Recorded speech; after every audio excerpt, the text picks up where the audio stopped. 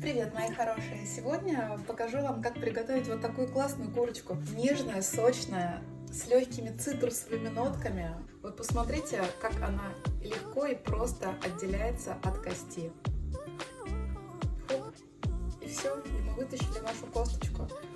Супер вкусное блюдо, требует минимум вашего времени, поэтому я уверена, вы оцените, вам понравится данное блюдо.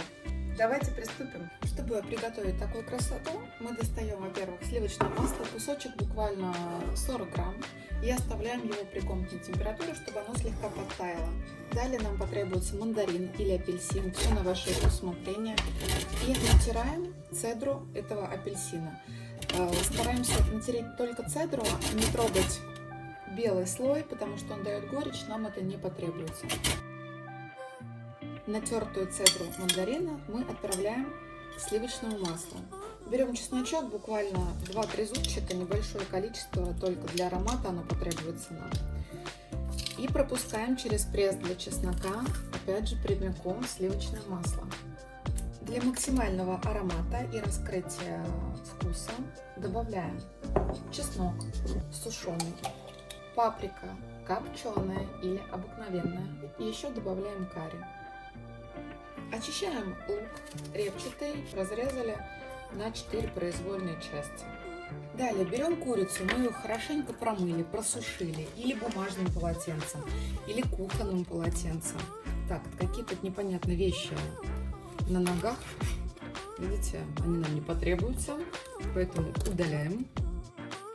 Удаляем вот эту часть крыла, она у нас сгорит при запекании в духовке, и как бы там мало что можно покушать. Поэтому смело избавляемся от этих частей. Также мы избавимся с вами от лишнего жира. Видите, его очень много. Он нам также не потребуется, потому что в приготовлении данного рецепта мы что используем? Правильно, сливочное масло. Нам его будет вполне достаточно. Кто любит курдюк вот этот, оставляйте. Если не любите, можете его удалить. Это только на ваше усмотрение. Я удалю, потому что он мне не нужен будет. А вот теперь самое интересное. Теперь очень аккуратненько отделяем кожу от самой курочки. Начинаем от позвоночника и стараемся аккуратненько отделить. Ну, максимально аккуратно, у кого как получится. Видите, она отделяется кожей, в принципе, сначала с трудом, а в дальнейшем все происходит очень-очень просто. Не составило мне труда залезть в наши ножки. Стараемся, чтобы кожа не порвалась. Вот здесь она у меня немножко драная, поэтому я стараюсь обойти данный участок. Переворачиваем, аналогично поступаем с передней частью.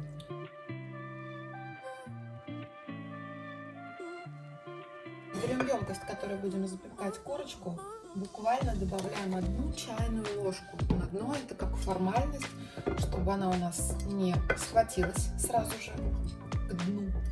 Курица, я имею в виду, не прихватилась. Кладем курицу, апельсинчик, мандаринчик, то, что вы используете. Прокалываем в нескольких местах.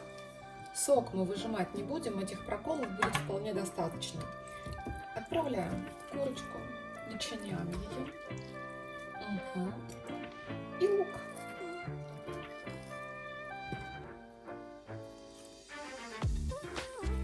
И еще часть луковицы я беру шею, чтобы с этой стороны мясо тоже пропиталось.